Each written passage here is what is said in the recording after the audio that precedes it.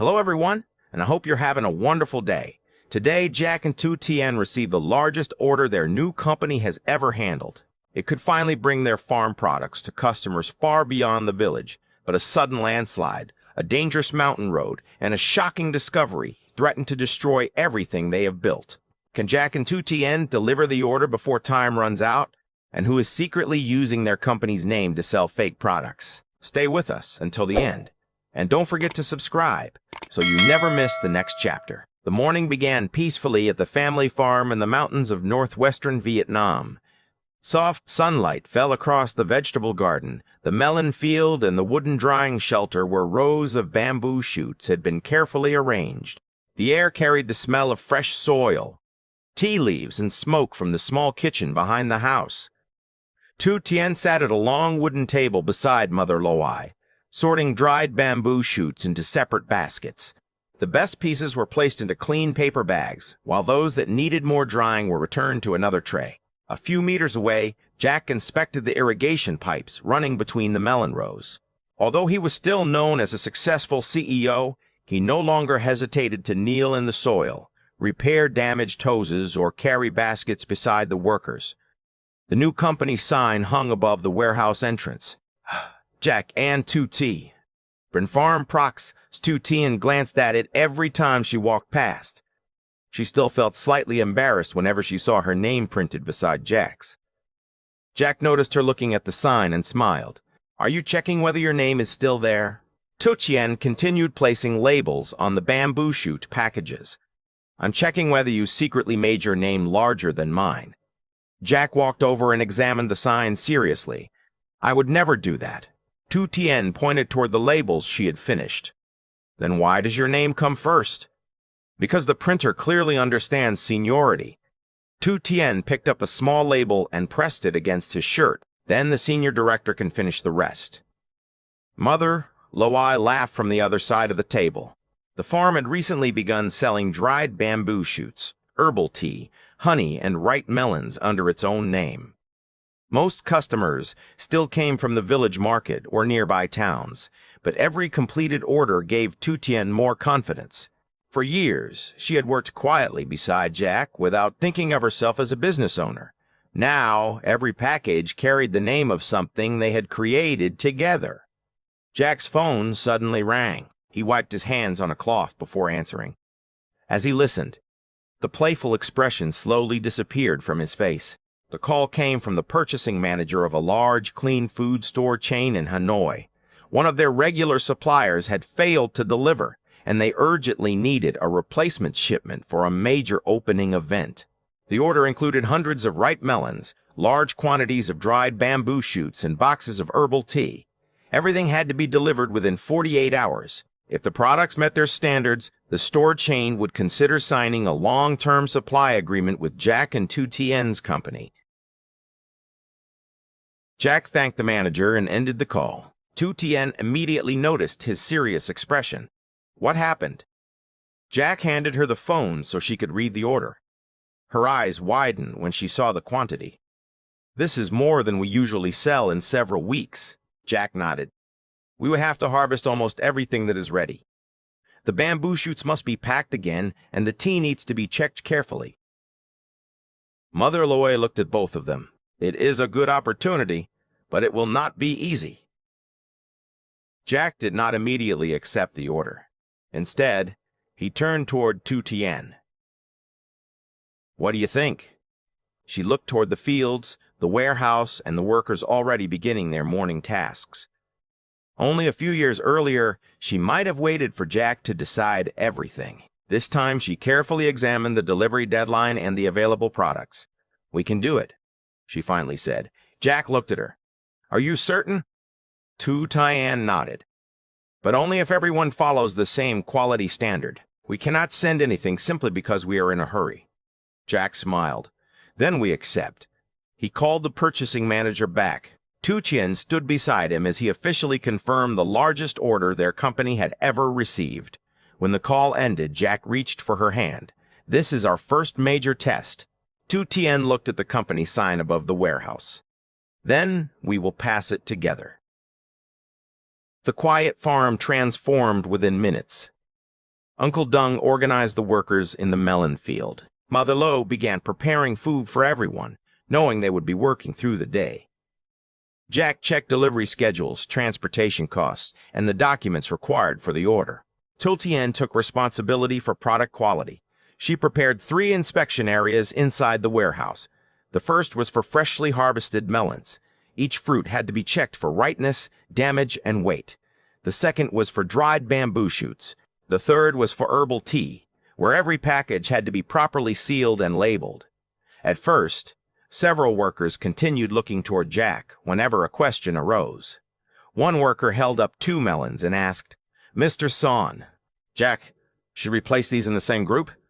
Jack did not inspect them. He pointed toward Tu Tien. Quality decisions belonged to her. The worker hesitated before carrying the melons to Tu Tien. She checked the color, pressed the skin gently, and examined the stems. "One can be delivered," she said. "The other should remain here for local sale. It is ripe, but the skin has been damaged." The worker nodded and followed her instructions. Later, Tu Tien opened one of the dried bamboo shoot packages. The color appeared normal, but when she touched the pieces, she noticed they still contained too much moisture. She immediately asked for the entire batch to be reopened. A worker became worried. "If we dried them again, we may not finish before tomorrow." Tu Tien remained calm. "If we pack them now, they may develop mold during transportation. But the customer may cancel the order if we are late. They will certainly cancel every future order if we send poor quality products." The warehouse fell quiet. Jack had been checking documents nearby. He looked toward the workers and said, "Follow Tu Tien's decision. Return the batch to the drying area." For the first time, Tu Tien felt that Jack was not merely supporting her as his wife. He trusted her judgment as his business partner. Work continued through the afternoon. Jack loaded empty boxes onto a cart while Tu Tien inspected the printed labels. She found several spelling mistakes and separated the defective ones. By evening, another problem appeared. They did not have enough new cardboard boxes for the entire shipment. Jack picked up his car keys. "I'll drive to town and purchase more." Tu Tien looked at the growing pile of older boxes stored near the back wall. "Those can still be used. They are not clean enough. Then we will clean and strengthen them." She asked the workers to remove damaged sections, reinforce the corners, and cover each box with a fresh outer layer. What appeared to be a shortage gradually became a workable solution. The farm remained active late into the night. Mother Lo brought bowls of hot soup into the warehouse. Uncle Dung continued carrying melons until his shirt was soaked with sweat. Jack and Tu Tien sat side by side, sealing packages and checking lists. Near midnight, Jack looked over and noticed that Tu Tien had fallen asleep at the table. Her head rested beside a stack of labels, while one hand still held a pen. Jack gently removed the pen from her fingers. He placed his jacket around her shoulders and quietly finished the remaining labels. A few minutes later, Tu Tien opened her eyes. "You should have woken me. You needed to rest. So do you." Jack smiled and handed her a cup of warm tea. "The CEO is waiting for the quality director to approve the final boxes." Tu Tien looked around the warehouse. Every shelf was now filled with carefully packed products. She stood, checked the final list, and placed her signature at the bottom. "The shipment is ready." Jack glanced at the clock. They had less than 1 day remaining. The following morning, dark clouds covered the mountains. 2 small trucks waited outside the warehouse. The first carried most of the melons and tea. The second carried the remaining melons and dried bamboo shoots. Tu Tien walked around both vehicles, checking the ropes and waterproof covers. Jack closed the warehouse door and looked at the sky. The weather report only predicted light rain. Uncle Dung stared toward the mountains. Mountain weather does not always listen to reports. They left the farm shortly after sunrise. Jack drove the first truck with Tu Tien beside him. Uncle Dung followed in the second vehicle with 2 workers. At first, only a light rain touched the windshield. Then the rain became heavier. Water poured down the mountain slopes and crossed the road in muddy streams. Visibility dropped, forcing Jack to drive slowly. After nearly an hour, the first truck stopped suddenly. A section of the mountain had collapsed onto the main road. Mud, stones, and broken branches completely blocked the route toward the town. Everyone stepped out of the vehicles. Uncle Dung walked closer to the landslide, then shook his head. No truck can pass through this. How long will it take to clear? Tu Tien asked. Probably until tomorrow. Jack immediately checked the time. Only 8 hours remained before the customer's receiving warehouse closed. He called the purchasing manager and explained the situation. The answer was direct. The products were required for the store's opening event the following morning. If Jack's company could not deliver, another supplier would be chosen. Jack ended the call and stood silently in the rain. Months of preparation, the entire harvest, and their opportunity for a long-term contract could disappear because of one blocked road. "We should return to the farm," one worker said. "There is no other way." Tu Tien retrieved an old local map from the glove compartment. She unfolded it across the front of the truck. "There is another road." Uncle Dung looked over her shoulder. "That road passes through the bamboo forest. Does it still connect to the highway?" "It did several years ago, but it is narrow, steep, and rarely used now." Jack examined the route. "Can the trucks pass?" "Perhaps one at a time," Uncle Dung said, "but not safely in this rain." Jack turned toward Tu Tien. "You should return with one of the workers. I'll take the trucks through the forest." She folded the map. "No, the road may be dangerous. This order belongs to both of us. I don't want you taking an unnecessary risk." Tu Tien looked directly at him. "And I don't want you carrying every risk alone simply because you think protecting me means sending me away." Jack could not argue with that. Tu Tien continued. "I know the product list, the customer requirements, and the condition of every shipment. You need me there." Jack looked at the blocked road, then at the narrow route marked on the map. Finally, he nodded. They turned the trucks around and headed toward the forgotten mountain road. The forest road was worse than Uncle Dung remembered. Thick bamboo covered both sides, and many branches struck the trucks as they passed. Mud filled the deep wheel tracks left by farm vehicles from years before. Jack kept both hands tightly on the steering wheel. Tu Tien watched the road ahead and warned him whenever she saw loose soil or fallen branches. Behind them, Uncle Dung drove slowly, maintaining a safe distance. The path climbed higher along the mountain. On one side was a wall of wet soil and exposed roots. On the other was a steep slope covered with trees and thick bushes. At a narrow curve, Jack's truck passed safely. The second truck was not as fortunate. A sudden sound of spinning wheels came from behind. Jack looked through the mirror. The second truck had begun sliding sideways. One rear wheel moved dangerously close to the edge of the slope. Jack stopped immediately and jumped from the cab. Uncle Dung and the workers had already climbed out. They attached ropes to the truck and tried to secure it to nearby trees. Tu Tien also stepped down. "Stay near the first truck," Jack told her. But Tu Tien was not watching the vehicle. She was staring at the hillside above them. Several thin lines had appeared in the wet ground. Small stones began rolling toward the road. "Jack!" He turned. Tu Tien pointed upward. "The ground is moving." Jack immediately understood. "Everyone, move away!" Uncle Dung and the workers dropped the ropes and ran. Seconds later, part of the hillside collapsed. Mud, rocks, and broken bamboo struck the place where they had been standing. The workers reached safety just in time. The rear of the second truck was covered in mud, but no one had been injured. Jack rushed toward Tu Tien. "Are you all right?" She nodded, still breathing heavily. Jack looked back at the fresh landslide. "If you had not seen those cracks," Tu Tien held his arm. "We are all safe. That is what matters." The truck could no longer continue through the narrow road. The group faced another difficult choice. If they abandoned half the shipment, they might fail to meet the customer's quantity.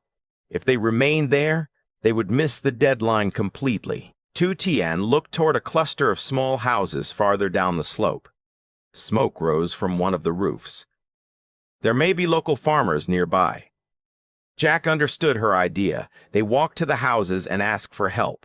Several villagers owned motorcycles and small three-wheeled farm vehicles capable of moving through the narrow road. Together, they transferred the most important boxes from the damaged truck. Melons were wrapped in cloth and placed carefully into baskets. The dried bamboo shoots and tea were protected under waterproof covers. Jack paid the villagers for their time, but one elderly farmer refused the money. "You are taking mountain products to the city," he said. "That helps all of us." Under the heavy rain, the unusual delivery group began moving again. One truck led the way. Behind it came motorcycles, three-wheeled vehicles, and several local farmers carrying boxes. Tu Tien sat beside Jack, checking the shipment list. Jack glanced toward her. "You saved everyone back there." She shook her head. "I only noticed something you had not seen yet." Jack smiled faintly. "That is why I need you beside me." By the time they reached the main highway, the sky was already dark. The products from the small vehicles were transferred back into the remaining truck. The villagers returned home after Jack and Tu Tien thanked them repeatedly. Only 3 hours remained. Jack drove toward the city while Tu Tien called the customer and confirmed that they were still coming. The purchasing manager warned them that the warehouse gate would close at 10 o'clock. "We cannot keep the staff waiting beyond that," he said. "We will arrive," Tu Tien replied. The truck continued through the rain. After another hour, Tu Tien heard water moving behind the cab. She turned and noticed part of the waterproof cover had loosened. Several outer boxes were wet. "We need to stop." Jack looked at the clock. "We only have 90 minutes. If the packaging is damaged, the customer may reject everything." Jack immediately pulled into a roadside rest area. They opened the back of the truck. 3 boxes of bamboo shoots and 2 boxes of tea had absorbed water along the bottom. Jack touched one of them. "The products inside may still be safe, but the packaging cannot be delivered like this." They carried the affected boxes beneath the shelter. Using the remaining cardboard and plastic coverings, Tu Tien created new outer packaging, while Jack checked every product inside. Their hands moved quickly beneath the cold white lights. Jack looked at the time again. "We may be late." Tu Tien continued sealing a box. "If we deliver damaged goods, arriving early will not save the contract." Jack stopped checking the clock. He sat beside her and began reinforcing the final package. This was not how people imagined the life of a CEO. There was no office, no assistant, and no expensive meeting room. There were only 2 exhausted people kneeling on the floor of a roadside station, protecting the reputation of a company they had built with their own hands. When the last box was finished, they returned to the road. The clock approached 10. At the warehouse, the security guards were preparing to close the gate. A truck horn sounded in the distance. Jack's vehicle appeared at the end of the road. Tu Tien looked at the dashboard clock. Only a few minutes remained. Jack drove toward the entrance as the gate began sliding shut. Tu Tien opened the door before the truck had fully stopped. She jumped down with the delivery documents in her hand and ran toward the guard. "Please wait." The guard looked toward the approaching truck. "Our shipment is here," she said, struggling to catch her breath. "We arrived before the deadline." The gate stopped. Jack leaned against the steering wheel, finally allowing himself to breathe. They had made it, but the products still had to pass inspection. The warehouse staff opened several boxes at random. They inspected the melons for damage, checked the moisture level of the dried bamboo shoots, and opened the tea packages to examine the color and smell. Jack and Tu Tien stood nearby in wet clothes, waiting. The purchasing manager arrived and looked at the muddy truck. "I heard the main road was blocked." Jack nodded. "We used the forest road. In this weather, we promised to deliver. We promised to deliver." The manager examined one of the bamboo shoot packages. He asked who had supervised the production. Jack pointed toward Tu Tien. She did. The manager turned to her. "One of your workers mentioned that you rejected an entire batch because it had not dried enough." Tu Tien nodded. "We could have packed it, but I was not willing to risk the customer receiving a poor product. That decision nearly delayed the shipment." "Yes. And you would make the same decision again?" Tu Tien answered without hesitation. "Yes. A customer may forgive one late delivery if the reason is honest. They will not trust a company that knowingly sends defective goods." The manager looked at Jack. Jack smiled proudly. "That is why she is responsible for quality." After the inspection was completed, every product was accepted. The manager placed a 6-month supply contract on the table. "We would like your company to become one of our official suppliers." Tu Tien looked at Jack in disbelief. He accepted the document, but did not sign it immediately. Instead, he moved the contract toward her. The space for the company representative contained only Jack's name. "There is a mistake," he said. The manager checked a page. "What mistake?" "This company has 2 founders." Jack asked for Tu Tien's name to be added as co-founder and production representative. Tu Tien quietly said, "Jack, that is not necessary." He turned toward her. "You harvested the products, created the quality process, saved our workers on the mountain, and protected the shipment until the final minute." He placed the pen in her hand. "You are not standing behind me." His voice softened. "You are standing beside me." The revised contract was printed. Jack signed first. Tu Tien slowly placed her signature beside his. For the first time, her name appeared on a major business agreement, not because she was Jack's wife, but because her own decisions had helped earn it. When they returned to the farm, Mother Loy and Uncle Dung had prepared a simple dinner. There was chicken, vegetables from the garden, hot soup, and fresh melon.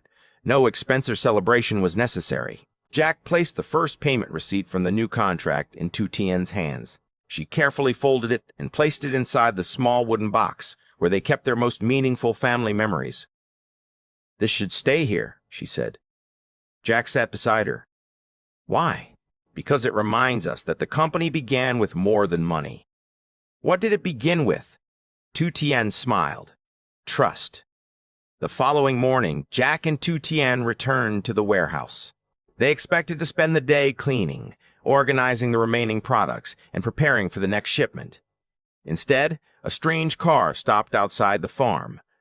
A middle-aged man stepped out carrying a bag of dried bamboo shoots.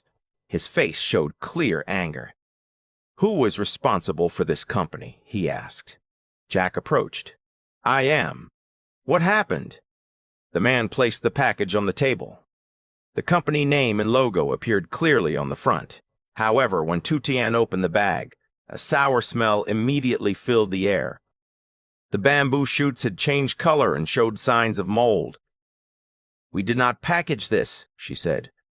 The customer pointed toward the label. "Your company's name is printed on it. The seller told me this came directly from your farm." Jack examined the package. The label looked almost identical to theirs, but one small line beneath the logo was printed incorrectly. Tu Tien turned the bag over and checked the batch number. "This number does not exist." Jack opened the warehouse record book. She was right. They had never produced that batch. Before Jack could respond, his phone began receiving new messages. Several customers had posted photographs of low-quality tea and dried bamboo shoots carrying the same company name. Some were demanding refunds. Others were warning people not to purchase products from Jack and Tu Tien's farm. The large contract they had just signed could be canceled if the clean food store chain believed the complaints. Jack immediately checked the storage cabinet containing their unused labels. One complete roll was missing. Tu Tien stared at the empty space. The cabinet was locked. Jack examined the lock. It had not been broken. Only a few people knew where the key was kept. Someone with access to the warehouse might have taken the labels. Jack opened the security camera system on his computer. He searched through the footage from the night before the large delivery. At first, nothing appeared unusual. Then a figure wearing a dark raincoat entered the back of the warehouse. The person used a key. A few minutes later, the figure walked out carrying a large cardboard box. The face remained hidden beneath the hood. Jack paused the video. Tu Tien moved closer to the screen. The image was unclear, but a red bracelet could be seen around the person's wrist. Tu Tien's expression changed. Jack noticed. "You recognize it?" She continued staring at the bracelet. "I have seen someone wearing that here." "Who?" Before Tu Tien could answer, the screen suddenly went black. The video disappeared. Jack attempted to reopen the recording, but every security file had been deleted. Someone had accessed the system remotely. The customer watched them anxiously. Jack slowly closed the computer. Only one day earlier, He and Tu Tien had believed the most difficult challenge was delivering the shipment through the storm. They had been wrong. The storm had threatened their products, but someone inside or close to the farm was now threatening their reputation, their contract, and the company they had built together. Tu Tien picked up the fake package. She looked at the incorrect label, the false batch number, and the moldy bamboo shoots. Whoever did this knew exactly how our company works. Jack nodded, and they knew where the labels and security keys were kept. Tu Tien looked toward the warehouse entrance. Several workers were arriving for the morning shift. Among them was someone wearing a long-sleeved shirt that completely covered both wrists. Jack and Tu Tien exchanged a silent look.